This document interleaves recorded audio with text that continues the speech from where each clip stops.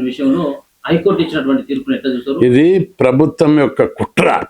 ముఖ్యమంత్రి చాలా రోజులుగా ఉప ముఖ్యమంత్రి ముఖ్యమంత్రి కలిసి బీసీ ఎస్సీ ఎస్టీలు చదువుకోరాదన్న కుట్రతోటే ఫీజుల బకాయిలు పెట్టారు. చివరకు వాళ్ళు దీన్ని ఎత్తేయాలని అనేక కుట్రలు చేస్తున్నారు. ఖబర్దార్ హెచ్చరిస్తున్నా, ఫీజుల రియంబర్స్మెంట్ జీవోను కనుక పిల్లలు కట్టాలనే దాని మీద మీరు హైకోర్టులో కేసు వేసి రివ్యూ పిటిషన్ వేయకపోతే ఒక్క మంత్రి తిరిగాడు, ఒక్క ఎమ్మెల్యే తిరిగాడు, రాళ్లతోటి కొట్టిస్తా అని చెప్పి హెచ్చరిస్తున్నారు. ఏం చదువుకుంటే కూడా ఎవరు వీళ్ళు? ఎంత దుర్మార్గం! అరే ఇన్ని 3 ఏళ్ల నుంచి పైసలు కట్టకుండా ఎమ్మెల్యేలు ఎంపీలు కోట్ల రూపాయలు దోసుకుంటున్నారు ఈ రాష్ట్రంలో. బీసీ పిల్లలు చదువుకుంటే కూడా ఎవరు లేకపోతున్నారు. ఎంత దుర్మార్గం ఇది! ఎంత అన్యాయం! ఇది ఒట్టుకొచ్చింది. ఆ ఫీజు రియంబర్స్మెంట్ 100 సార్లు ధర్నాలు చేశారు. చివరికి అమలు నిరోధించ చేశాను, అనేక పోరాటాలు చేశాను. అప్పటి ముఖ్యమంత్రి రాజశేఖర రెడ్డి గారు ఎంతో ఉదాత్తమైన మనసుతోటి ఈ పేద కులాలు చదువుకోవాలనే ఉద్దేశంతో మొత్తం ఫీజు ప్రభుత్వమే భరిస్తుందని జీవో తీసుకొచ్చాడు. ముఖ్యమంత్రి గారు ఓరలేకపోతున్నారు. రేవంత్ రెడ్డి ఖబర్దార్ హెచ్చరిస్తున్నా, ఫీజులకు బకాయిలకు లేవా డబ్బులు, భూములు అమ్ముకుంటావు, అప్పులు తెస్తావు, కానీ ఒక 4-5 వేల కోట్లు ఉన్నటువంటి ఫీజుల బకాయిలను 10,000 కోట్లకు తెచ్చారు. అన్ని అపోజిషన్ పార్టీలను కూడా హెచ్చరిస్తున్నా, మీరు అందరూ ఇటీవల అసెంబ్లీలో ఒక్క ప్రతిపక్ష పార్టీ ఫీజుల రియంబర్స్మెంట్ మీద వాకౌట్ చేయలేదు, బైకాట్ చేయలేదు. ఎంత దుర్మార్గం! పార్టీలు అన్ని అమ్ముడు పోతున్నాయి, ప్రజా సంఘాలు అమ్ముడు పోతున్నాయి. బీసీ పిల్లలు చదువుకుంటుంటే వీళ్ళందరూ కూడా చాలా దుర్మార్గంగా చివరకు కోర్టులో ప్రభుత్వం సరి అయిన వాదనను వినిపించక ప్రభుత్వ అడ్వకేట్ను ఇమ్మీడియట్గా డిస్మిస్ చేయాలి. ఏం వాదించిండు అడ్వకేట్ జనరల్? ఏం వాదించిండు? ఫీజుల జీవో వచ్చినప్పుడు, దాని మీద చర్చకు వచ్చినప్పుడు మేము ప్రభుత్వం ఇస్తామని చెప్పి హామీ ఇవ్వాలి. జీవో ఉంది, జీవో నెంబర్ 50, జీవో నెంబరు 18 స్పష్టంగా జీవోలు ఉన్నాయి.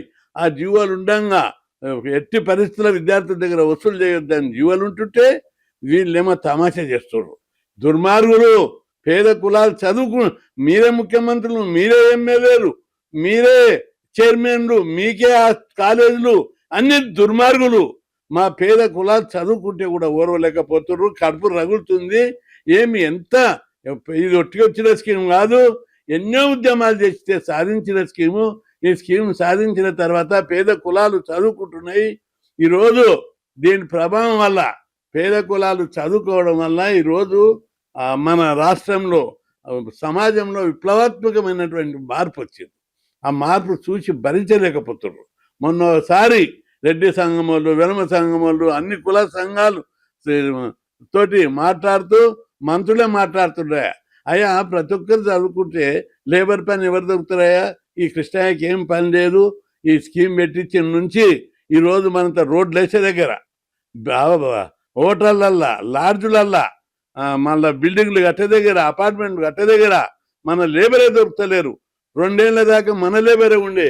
ఈ మధ్య ఈ ఫీజు రియంబర్స్మెంట్ ప్రభావం వల్ల లేబర్ దొరకలేదు. మొత్తం బీహార్, ఒరిస్సా, ఛత్తీస్గఢ్, ఉత్తరప్రదేశ్కి లేబర్ తీసుకురావాల్సి వస్తుంది. అందుకే ఈ స్కీమ్ ఎత్తేయాలి. ఈ స్కీమ్ ఎత్తేస్తేనే మళ్ళీ బీసీలు కూలినాలు చేసి బతుకుతారని చెప్పి దశల వారీగా ఫీజుల స్కీమ్ ఎత్తేయాలి. ఆ తర్వాత గురుకులాలు ఎత్తేయాలి. ఆ తర్వాత హాస్టల్ నిర్వీర్యం చేయాలి అని చెప్పే ఒక కుట్రతోటి ఈ విధంగా చేస్తున్నారు. ఈ వైఖరి మార్చుకోకపోతే తప్పనిసరి పెద్ద ఎత్తున విప్లవం వస్తుందని చెప్పి హెచ్చరిస్తున్నారు. అవును,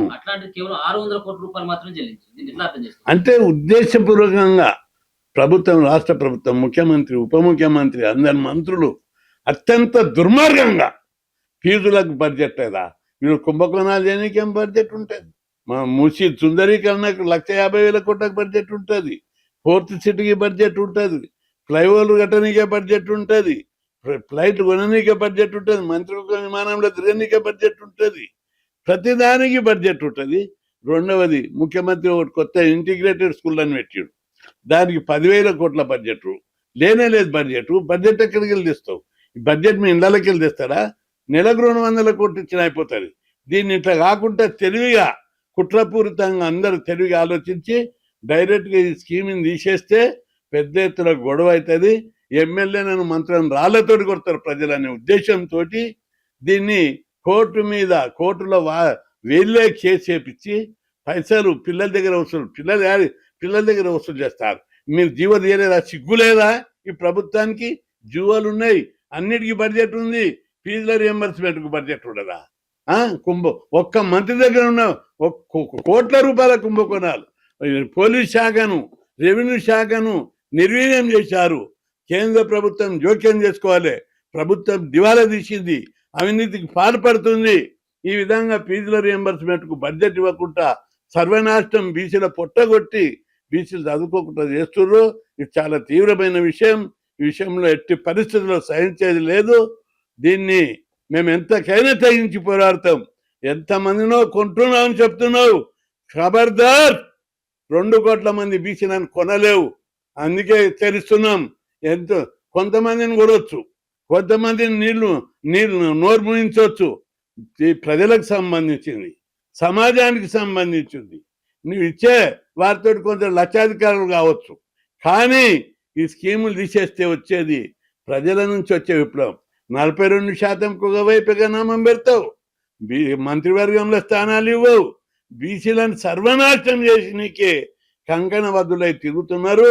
ఈ వైఖరి మార్చుకోకపోతే మాత్రం తీవ్ర పరిణామాలు ఏర్పడతాయి. చివరకు ఎంతో మంది అమర నిరాహార దీక్ష చేస్తారు. నేను కూడా అమర నిరాహార దీక్ష చేస్తా. దీని మీద ప్రభుత్వం పిల్లల విషయం లోపల జీవో తీస్తే జీవోదీక్ష అధికారిని వదిలిపెట్టాం. ఏమనుకుంటున్నారు? ఈ స్కీమ్ తీసేస్తారు. ఖబర్దార్.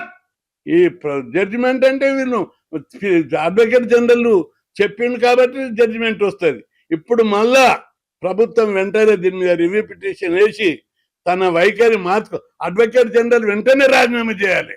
అడ్వకేట్ యొక్క అసమర్థత బీసీ వ్యతిరేకి మార్చుకోకపోతే తీవ్ర పరిణామాలు ఉంటాయని చెప్పి హెచ్చరిస్తున్నాను.